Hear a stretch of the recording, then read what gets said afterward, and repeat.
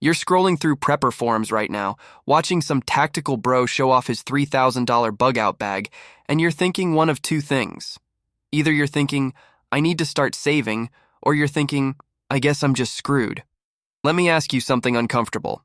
When the grid goes down, when you've got maybe 6 minutes to grab what you own and disappear, are you really going to have that Gucci survival setup ready to go? Or are you going to be standing in your hallway with empty hands and a credit card statement full of gear you never bought because you were waiting to afford the right stuff? Here's what I know with absolute certainty. 99% of people watching this will be dead in the first 2 weeks of any major collapse. Not because they're stupid, not because they didn't watch YouTube videos, but because they confused planning with preparing, and they confused knowledge with action. They know what they should have, they don't have it. Today I'm going to show you how to build a 72-hour survival bag for under $100. Not some fantasy Instagram loadout, not some tactical LARPing kit that looks cool in photos. A legitimate get-out-and-stay-alive system using stuff you can buy this week at dollar stores, thrift shops, and big-box retailers. Forget the YouTube preppers with their 50-pound packs full of titanium cookware and night vision goggles. Forget the survivalist influencers sponsored by tactical gear companies. I'm going to teach you the actual physics of staying alive when everything goes sideways, using the budget most Americans actually have, which is almost nothing. This isn't about being ready for every scenario. It's about being ready for any scenario, which is a completely different problem. You can keep scrolling and joining the 99% who know exactly what they need, but will never have it. Or you can spend the next 22 minutes learning how to build a bag that might actually exist in the real world when you need it. Your call. If you want to be part of the 1% who has an actual bag packed and ready instead of a Pinterest board full of dreams, hit subscribe. Drop a comment with the cheapest survival win you've ever scored. Let's get tactical. Here's the lie they've been selling you. The lie is that survival requires money. That without the right gear, the right brands, the right loadout, you're not a real prepper. Let me teach you something they don't mention in those glossy gear catalogs.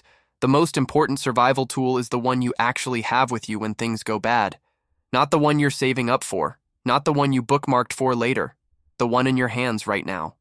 I'm going to break this down by function, not by fantasy. Water, fire, shelter, food, security, medical. 6 categories. Everything else is luxury or liability. We're going to build each category using the cheapest options that actually work, and I'm going to explain exactly why they work so you understand the physics instead of just memorizing a shopping list. Let's start with water, because you'll be dead from dehydration before you starve, freeze, or bleed out. The prepper forums will tell you that you need a $400 water filtration system rated for 10,000 gallons. Here's what you actually need.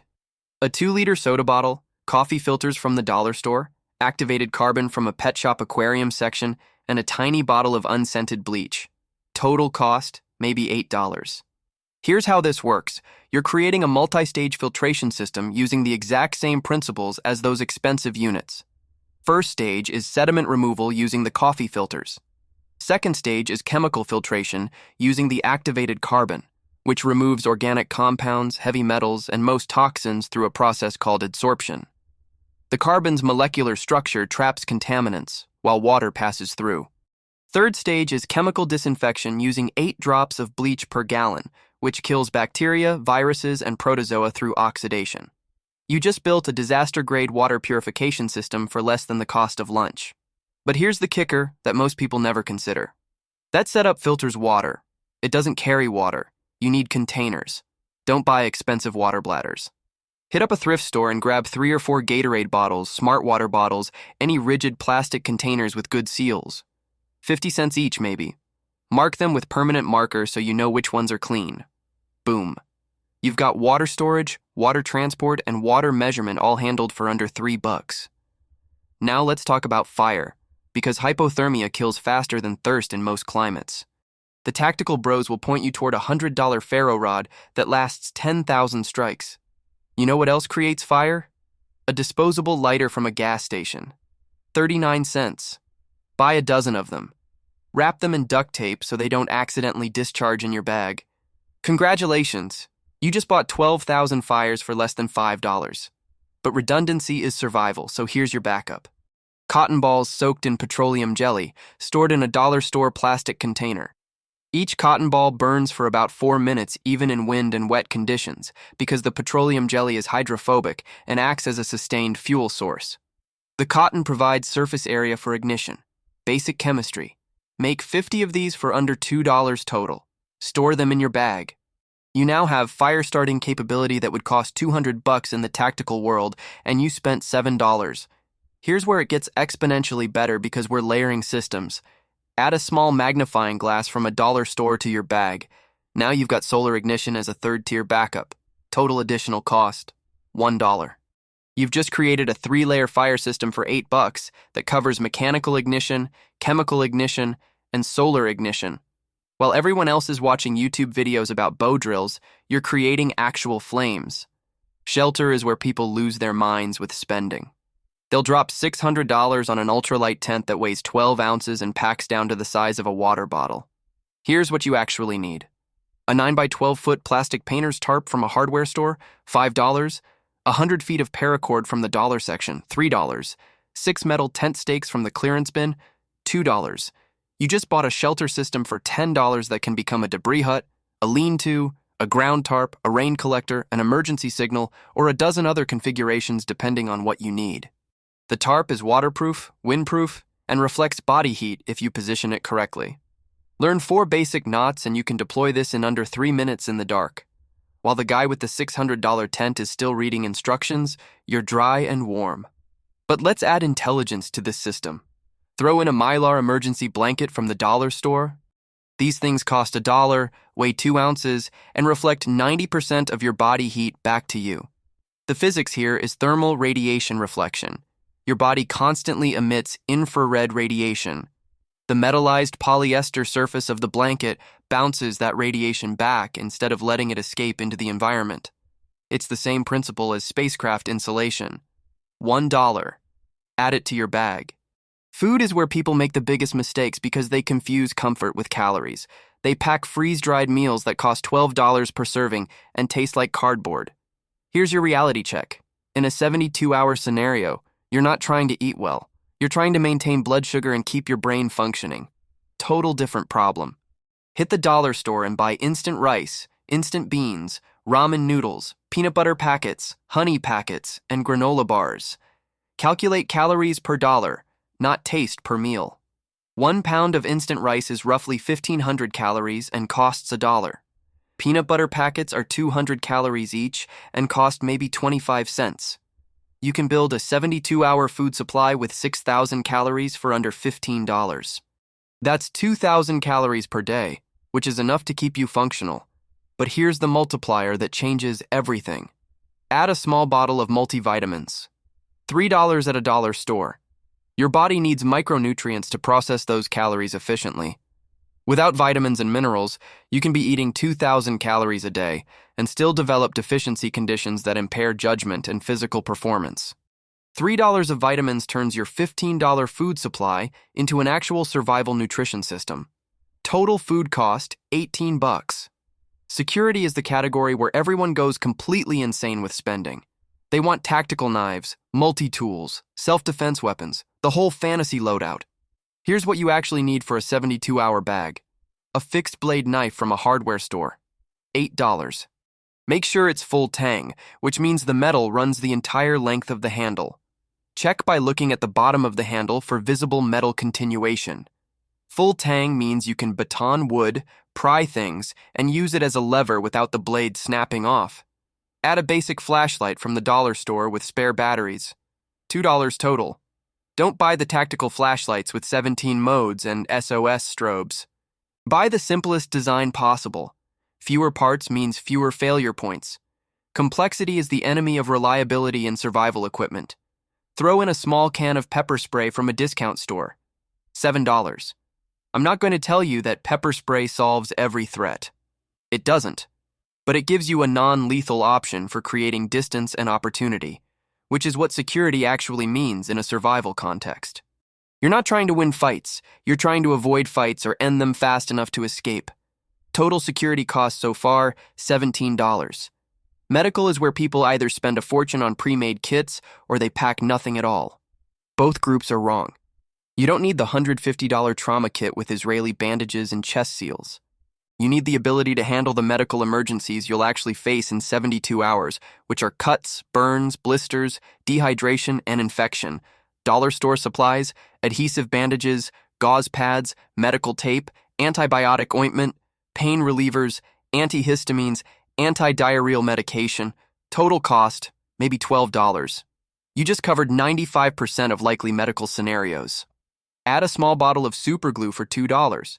Superglue is cyanoacrylate, which is chemically similar to medical-grade skin adhesive. You can close small lacerations with it in an emergency. Is it ideal? No. Does it work? Yes. $2 just gave you emergency wound closure capability. Here's the kicker nobody talks about. Add a basic printed guide in a plastic bag. Print out basic first aid instructions, CPR steps, treatment protocols for common injuries. Free from the internet, costs you nothing but ink and paper. Laminate it at a copy shop for $1 or seal it in a freezer bag. Knowledge weighs nothing and costs nothing, but it's the difference between knowing you should do something and knowing how to actually do it. Medical total, $15. Now let's talk about the container itself, because you need something to hold all this. Don't buy a tactical backpack for $200. Hit a thrift store and find a used school backpack or hiking pack, $5 to $10 maybe. Look for intact zippers, padded straps, and multiple compartments. Check the stitching for any failures. You can repair minor issues with needle and thread for pennies. A used $20 backpack that works is infinitely more valuable than a $200 pack you're still saving up for. But here's where organization becomes your force multiplier. Plastic freezer bags from the dollar store. Use them to compartmentalize your systems. Water kit in one bag, fire kit in another, medical in another. Each bag is waterproof, transparent so you can see contents, and costs basically nothing. You just created a modular organization system that lets you grab exactly what you need in the dark without dumping your entire pack. While everyone else is digging through chaos, you're executing with precision. Let me add the extras that most people forget. Duct tape wrapped around a pencil, maybe $3 worth. Garbage bags from the dollar store, another $1. A small notepad and pencil for another $1. 50 feet of paracord if you have budget left. These items are force multipliers that solve 100 different problems. Duct tape repairs gear, creates shelters, immobilizes injuries, waterproofs containers. Garbage bags become rain ponchos, water collectors, pack liners, ground covers. Paper and pencil let you leave notes, draw maps, mark trails. Here's your current total. Water system, $8. Fire system, $8. Shelter system, $11 including the Mylar blanket. Food and vitamins, $18. Security gear, $17. Medical supplies, $15. Container, $10 at a thrift store. Organization and extras, $8. Grand total, $95. You just built a legitimate 72-hour survival bag for less than what most people spend on dinner and drinks on a Friday night. Not a fantasy, not a wish list. An actual physical bag you can build this week. But let's talk about what this doesn't include, because honesty matters. This bag doesn't make you a tactical operator. It doesn't solve every scenario. It doesn't replace training, experience, or community. What it does is give you a 72-hour window of self-sufficiency using gear you can actually afford and actually obtain. Here's the dark truth most prepper channels won't tell you. The fancy gear doesn't matter if you never pack the bag. The perfect setup doesn't matter if it stays on your wish list. The most expensive equipment in the world doesn't matter if it's not in your hands when you need it. The budget bag you actually have beats the premium bag you're still planning to buy. Every single time. No exceptions. Your choice right now is simple. You can watch 50 more videos about the perfect gear setup and never actually build anything. Or you can spend one Saturday afternoon hitting dollar stores, thrift shops, and hardware stores with $100 and come home with a packed bag. Here's your homework. Open a new tab right now and map the dollar stores, thrift shops, and hardware stores within 10 miles of your location. Note which ones are open on weekends. Plan a 4-hour shopping trip for next Saturday. Make a physical list on paper of the items I just covered. Bring $100 in cash. Build your bag. Pack it. Put it somewhere you can grab it in under 60 seconds. Run through a mental drill tonight before you sleep. Imagine you hear breaking glass downstairs at 2 in the morning. Where's your bag? Can you reach it in the dark? What's your exit route? These aren't paranoid fantasies. They're operational questions that separate the prepared from the hopeful. Most people watching this won't do any of it. They'll nod along, maybe take notes, and then go back to scrolling. They'll bookmark this video for later. Later never comes. The 99% think about it. The 1% plan it. The 0.1% actually pack the bag and keep it ready. Which group you're in is determined by what you do in the next 72 hours. Not the next 72 months. Not someday when you have more money. The next 3 days. You either build this bag or you don't. Everything else is just noise. Subscribe if you're part of the 0.1% who actually builds the bag instead of just watching videos about it. Drop a comment with the first item you're going to buy this weekend. Let's see who's actually doing this versus who's just watching. Class dismissed.